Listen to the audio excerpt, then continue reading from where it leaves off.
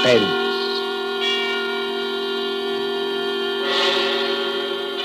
Tonight, Columbia brings you as guest star Hollywood's genial character actor, Stuart Erwin. The story is by the author of The Thin Man and the Maltese Falcon, Dashiell Hammett, one of America's acknowledged masters of the art of suspense. Suspense is compounded of mystery and intrigue and dangerous adventure. In this series are stories calculated to intrigue you, to stir your nerves, to offer you a precarious situation, and then withhold the solution until the last possible moment. Tonight, for instance, Stuart Erwin plays for us a pleasant, easygoing assistant chief of police in a small town who, to everyone's surprise, was instrumental in solving a murder. We trust that with this tale we shall keep you in suspense. For Suspense tonight, CBS presents Stuart Erwin in Two Sharp Knives by Dashiell Hammett.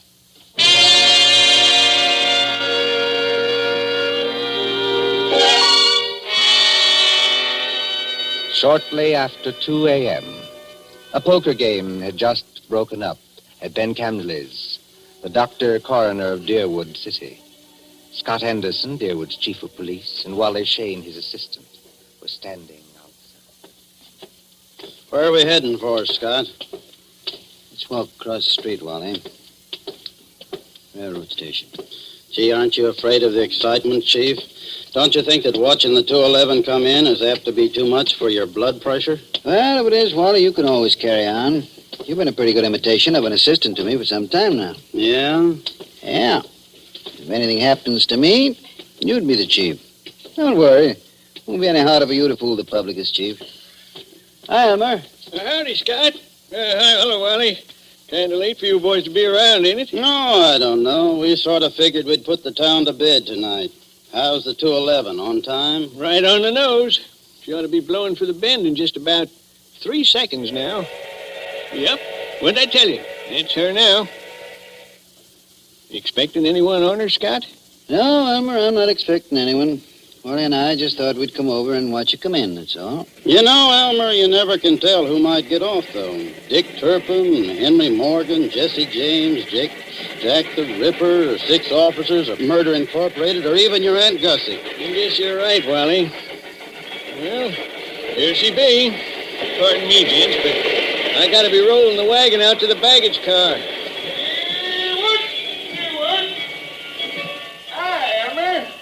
How's it going? Well, can't complain, Cap. Well, maybe you can't, Elmer, but I sure can if you hold us up with that freight there. You got much more? Nope, this is the last piece now. There you are, Cap. All done. Okay. See you tomorrow, Elmer.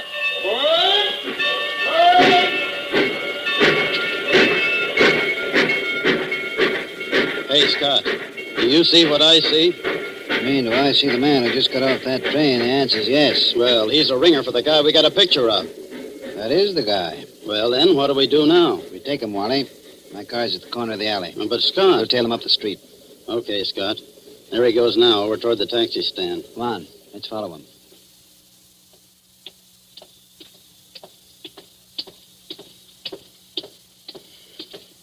Hello, Fireman. Huh? Why, I don't You're believe Mr. Fireman, aren't you? Yes, I am. Philadelphia? Yes? I'm Scott Anderson, Chief of Police. What? Chief of... What's happened to her? Happened to who? Oh, no, you don't. No. Let me go. Hold You on. think you can pull that sort of stuff with Okay, me? You're Scott, very let me much get a mistaken. crack at that mug. No. Wait a minute. No. Wait a minute, Hold it, gentlemen. Wally. Well, Fireman? Well, I'm sorry. For a moment there, I thought you weren't really a policeman. Thanks. Nice to know I look almost human. Yes, it was silly of me. I'm sorry. Well, let's get going now before anything else happens. Okay, Furman, get in the car. I'll drive, Scott. In you go.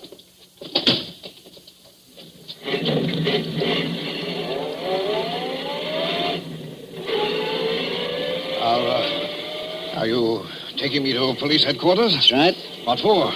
Philadelphia? I don't think I understand. You understand that you're wanted in Philadelphia for murder, don't you? Murder? Why, That's ridiculous. Who told you that? Well, it's a cinch he didn't make it up. But wait, there must be Take some it easy mistake. now. Just wait till we get down to headquarters. And I'll show you what I mean.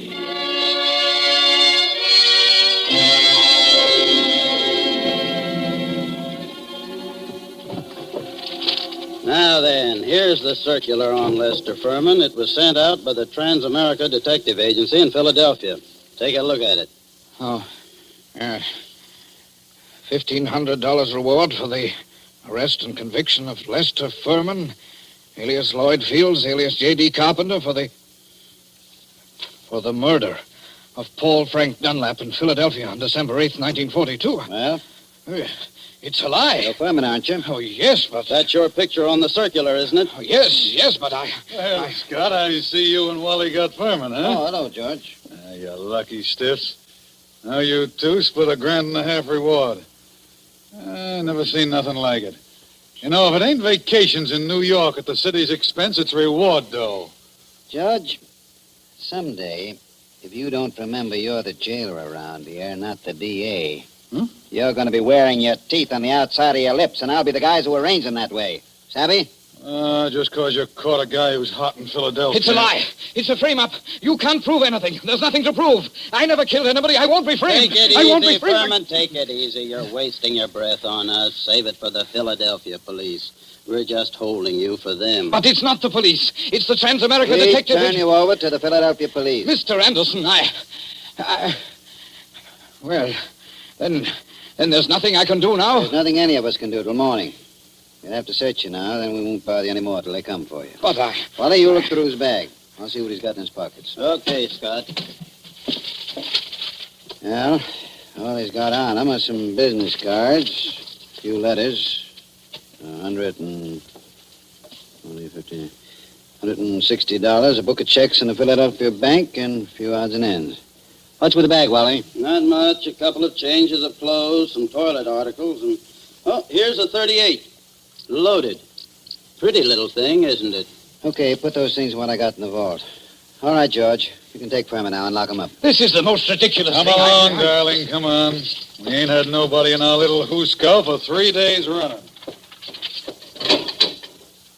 Hey, yeah? You'll have it all to yourself. Just like a suite at the Ritz. But Go on, in you go. I tell you, you're making a mistake. I demand to be allowed to get in touch with my lawyer. Hey, how about you boys cutting me in on a little of that blood money, huh? No, sure, George, sure. I'll forget all about that 2.5 you've been owing me for 3 months. Make Furman as comfortable as you can, George. Take good care of him. He's valuable, huh? Yeah, now, if it was some bum that didn't mean a nickel to you... George, any day now, I'm going to forget that your uncle is county chairman and throw you back in the gutter just to see how high you'll bounce. Remember that. Oh, Scott, I didn't mean nothing. That's all, George. Never mind the rest. I'm going home now. If anything's urgent, I can reach there. But get this. I don't want to be disturbed. Unless it is urgent.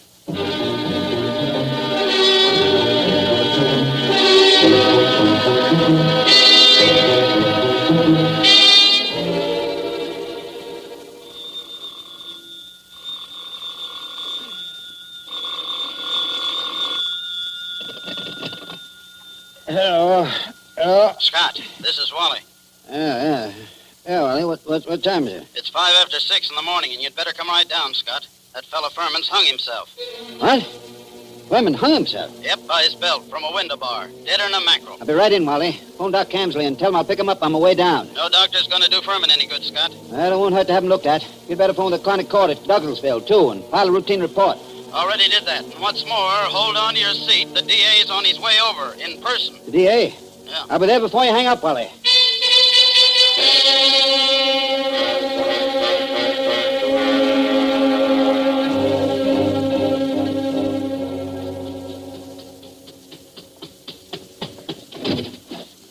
Come on in, Chief. Ted Carroll, the DA's here, and he's plenty hot under the collar. What's he burning about? Oh, he's just mad. Running up quite a phone bill on us, too. Been calling Philadelphia every couple of minutes since he got here. What kept you so long? I couldn't get my car started. Well, let's go in and see the old buzzard. Oh, Ted. Listen, Scott, what is all this? Oh, what? There's some funny business going on here. What's funny about it? Man hangs himself. Just another case of suicide. Sure, it was suicide.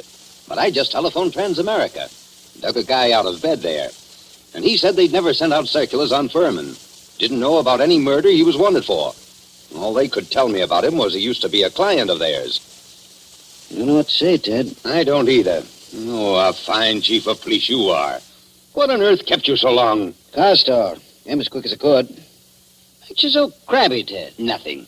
I guess it's just the district attorney and me. Ah, now, come, gentlemen. Nobody'd know you two are staunch admirers of each other. Okay, Wally. Tell me, what do you make of it? Well, there's plenty wrong, Scott. First, that Transamerica thing. They never send out circulars about Furman. And now, get this. I talked to the Philly police just before you came in. There wasn't even any Paul Frank Dunlap murdered. There wasn't? No. What did you get out of Furman before you let him hang himself? But he was innocent. Didn't you grill him? Didn't you find out what he was doing in town? Wally, didn't you? What for? He admitted he was Furman. The description fitted him. The photograph was him. The Transamerica Detective Agency's supposed to be on the level, ain't it? Philadelphia wanted Furman. We didn't. But Why, Scott... sure, Ted. If I'd have known he was going to hang himself. Yeah, but then if your aunt wore pants, she'd be your uncle. You said Furman had been a client of Transamerica. They tell you what the job they did for him was? His wife left him a couple of years ago, and he had them hunting for her for 5 or 6 months. But they never found her. They're sending a man up here tonight to look things over. Yeah, huh? Yes. Mm-hmm. Well, I'm going out and grab a quick bite. But I might as well tell you, Scott, there's going to be trouble over this. I know that, Ted. There usually is when somebody dies in a jail cell.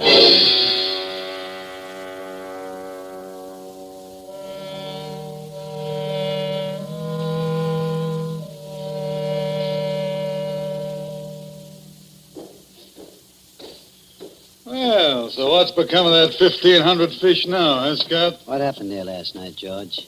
Nothing. Furman hung himself. Did you find him? Uh-huh. Wally took a look in here to see how things was before he went off duty, and he found him. You were asleep, I suppose. Well, I was catching a nap, I guess, but everybody does that sometimes, Scott. Even Wally sometimes when he comes in off his beat between rounds. Yeah, but I always wake up when the phone rings or anything. Oh, sure. Well, suppose I had been awake. Can't hear a guy hanging himself, can you? Did Doc Campley say how long Furman had been dead? He done it about 5 o'clock, he said he guessed. Oh, you want to look at the remains, Scott? They're over at Fritz's undertaking parlor. Not now. Hey, and speaking of firemen, what are you going to tell the guys from Transamerica when they show up here tonight?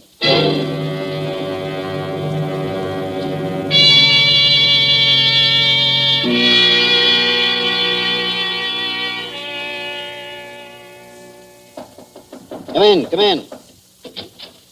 Oh, they told me I'd find you here. You're Chief Anderson, aren't you? Yes, that's right. I'm Carl Riesing, assistant manager of the Transamerica Detective Agency in Philadelphia. This is Mr. Wheelock, who was Lester Furman's personal attorney. Glad to know you, Mr. Racing. How do you do, Mr. Wheelock? How do you do? I know you gentlemen are already in possession of most of the details concerning Mr. Furman from the time he arrived in Deerwood until the time of his death. But perhaps you don't know that the police of most towns in our corner of the state have also received copies of this same reward circular. Take a look at it. Oh. I must say this circular is an excellent forgery. You're sure it's a forgery, Mr. Racing? Oh, yes, there's no doubt about it. But it's an excellent forgery. Tell me, Mr. Wheelock, was Mr. Furman a native Philadelphian? Oh, my, yes. He was a well-known, respectable, and prosperous citizen of Philadelphia. Married, I believe? In 1934, he married a 22-year-old girl named Ethel Bryan, daughter of a Philadelphia family. And the Furmans had a child? Isn't that right, Mr. Wheelock? Yes, born in 1936, but the child lived only a few months. Mr. Furman's wife disappeared after the child's death. What year was it that she disappeared? Mr. Riesing should remember that. His agency worked on the matter. Oh, I remember it well. Mrs. Furman disappeared in 1937. We never heard anything of her again, although Furman spent a lot of money trying to locate her. What did she look like, Mr. Racing? In just a moment. I have a picture of her right here in my briefcase. Here it is. Quite pretty, isn't she? If you care for that type. I see what you mean, Mr. Wheelock. Well, she's attractive as that. Judging by this photo, I'd say that she was a small-featured, pretty blonde, with a weak mouth and large, somewhat staring eyes. That's an accurate enough description, all right. If you don't mind, I'd like to have a copy made of that photograph, Mr. Reesing. Oh, you can keep that one if you like. It's one that we had made up at Transamerica. Her description's on the back. Thanks. Did Furman ever divorce her? No, sir. He was a lot in love with her, and he seemed to think that the child's dying made her a little screwy so that she didn't know what she was doing. That's right, isn't it, Mr. Wheelock? That is my belief, Mr. Reesing. You said Furman had money, Mr. Wheelock. About how much did he have? And who gets it? I should say his estate will amount to perhaps $500,000 left in its entirety to his wife. Mm-hmm. That's quite a handy sum for anyone to have, I'd say. Mr. Wheelock, everything shows that somebody framed Furman into the Dalewood jail. And that frame-up drove him to suicide. But there has to be something else. A lot else. Well, then, what are you going to do? I'm going across the street to the undertaking parlor and have a look at Furman. I'll see you later.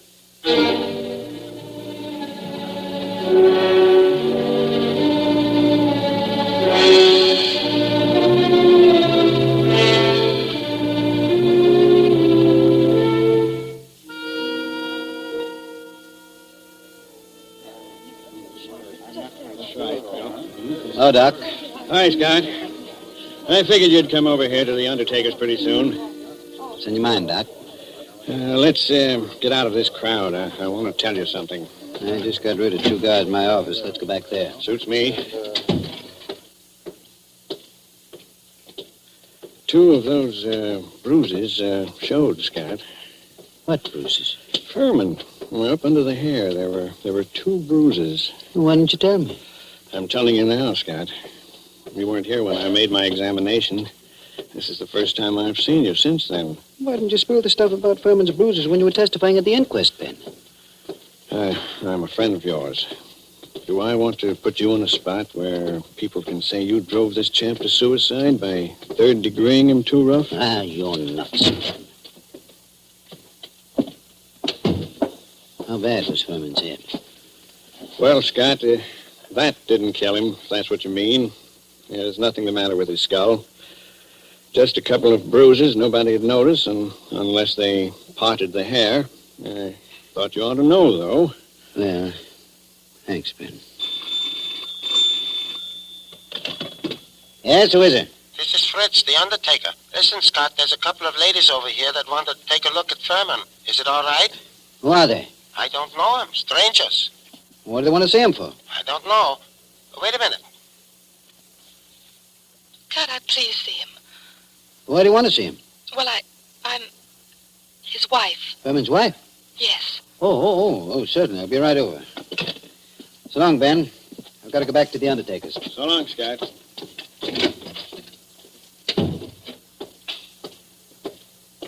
Hey, Scott. What do you want, Wally? I want to talk to you a minute. Over here where we won't be seen. Okay, what is it? A couple of dames came into Fritz's undertaking place just as I was leaving. One of them's Hotshot Randall, a babe with a record as long as your arm. She's one of that mob you had me working on in New York last summer. Does she know you? Sure, but not by my right name. She thinks I'm a Detroit rum runner. I mean, did she recognize you just now? I don't think she saw me. Anyway, she didn't give me a tumble. You don't know the other one? No, she's a blonde, kind of pretty. Okay, Wally. Stick around a while, but stay out of sight. Maybe I'll be bringing these dolls back with me. Whatever you say, Chief.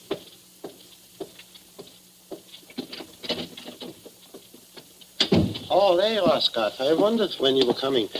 This is Mrs. Furman, and this is Mrs. Crowder. How do you do? Hiya, Chief. They just saw the body.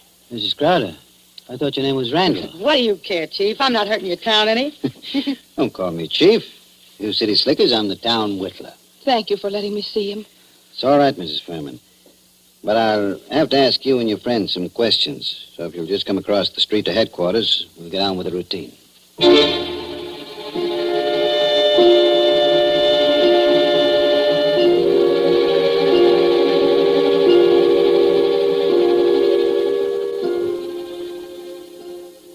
Before I ask any questions, I want to tell you something. Mrs. Furman, your husband didn't commit suicide. He was murdered. Murdered? Ah, Chief, we got alibis. We were in New York, and we can prove it. And you're likely to get a chance to. What brought you down here, anyway? Murdered? Well, who's got a better right to come down here? She was still his wife, wasn't she? She's got a right to look out for her own interests, hasn't she? Mm-hmm. It reminds me of something. Excuse me a second. I've got to make a phone call in the next room.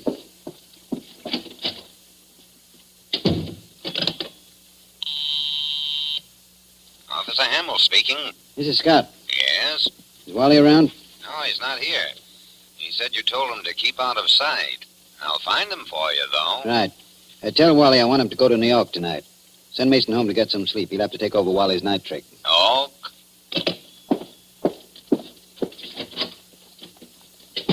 Mr.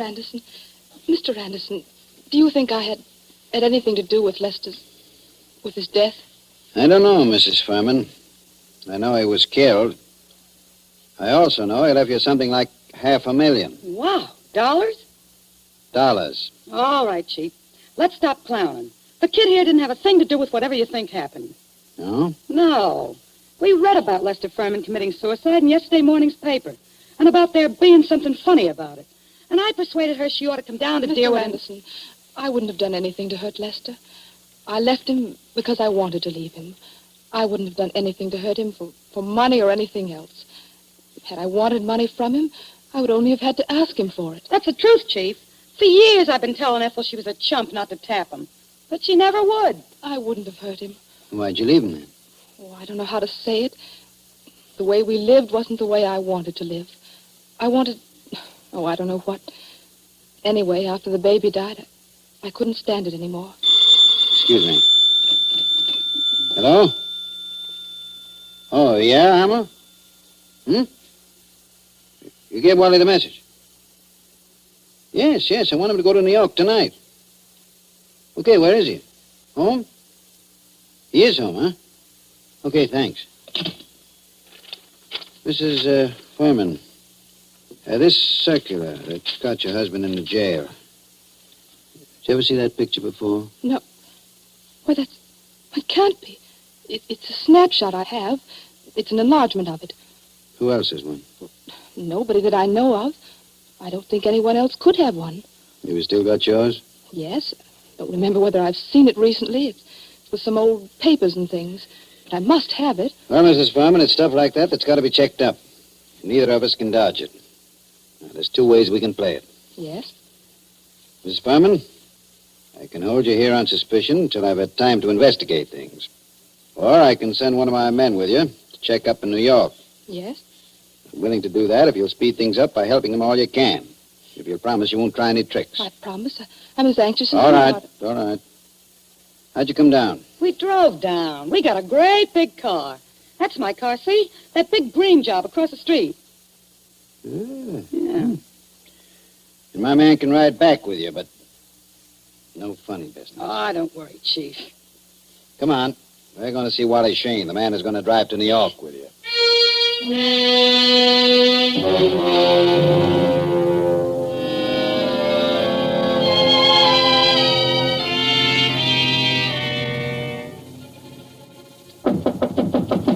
Wally? Who is it? Scott, Wally. Come in. Ladies first. Harry. Ethel. No, you don't. No, you don't. No use reaching with that gun, Wally. Already got you covered. I guess you win, Scott. Yeah, I guess I do. Come along back to headquarters with me like a good little boy. Wally, you're under arrest for murder.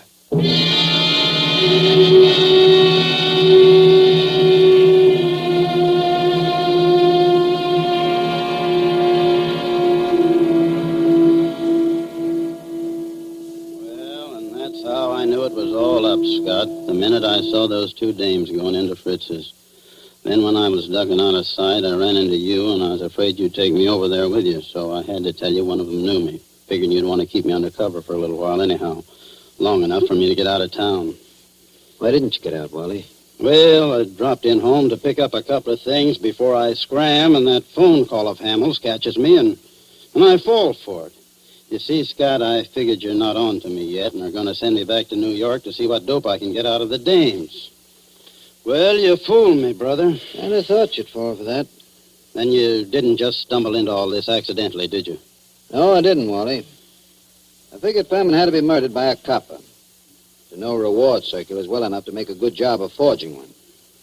Incidentally, Who printed that Furman circular for you, Wally? I'm not dragging anyone in with me. It was only a poor mug that needed dough. Okay, Wally. You see, I knew only a copper would be sure enough of the routine to know how things would be handled. Only one of my coppers would be able to walk into Furman's cell, bang him across the head, and string him up on the... Those bruises showed, you know, Wally. They did? I guess I should have wrapped 2 towels around that blackjack. No, gee, Scott. I seem to have slipped up on a lot of things. So that narrows it down to my coppers, and... Well, you told me you knew the Randall woman. There it was. Only I figured you were working with him. What got you like this, Wally? Same thing that gets most saps into jams, a yen for easy dough. And I was in New York, see, Scott, working that Dutton job for you, palling around with big-shot racketeers, passing for one of them, and... Yes? Well, I got to figuring that my work takes more brains than theirs, and they're taking in big money, and I'm working for coffee and cakes. That kind of stuff gets you, Scott. Anyway, it got me. Mm-hmm. Then I ran into this Ethel Furman, and she goes for me like a house afire. I liked her, too, see, so that's dandy. But one night she tells me about how much dough her husband's got and how he feels about her, and I get to thinking... Thinking what? I think she's nuts enough about me to marry me.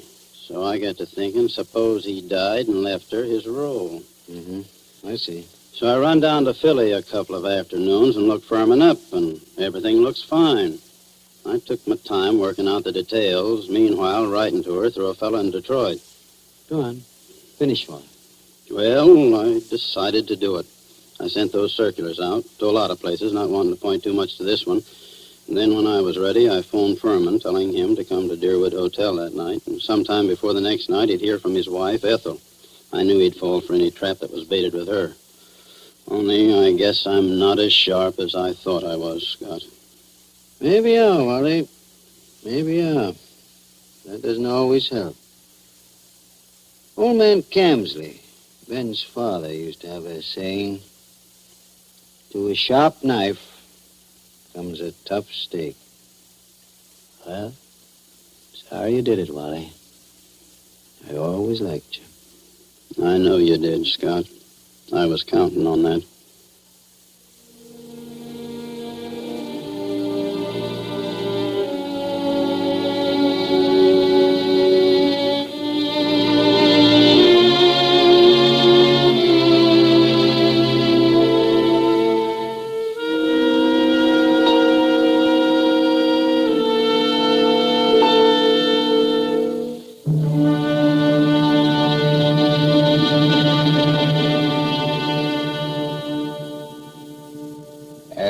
So ends Dashiell Hammett's 2 Sharp Knives, starring Stuart Erwin. Tonight's story of Suspense. Columbia presents these tales of mystery and intrigue and dangerous adventure for your relaxation and enjoyment. Next week, Suspense will not be heard because of a special holiday broadcast. Columbia's review of the events of the year, 12 crowded months, which has been scheduled. On the following Tuesday, January 5th, there'll be another in this series. Same hour, 9:30 Eastern Wartime. William Spear, the producer, John Dietz, the director, and Bernard Herrmann, the composer-conductor, are collaborators on Suspense. This is the Columbia Broadcasting System.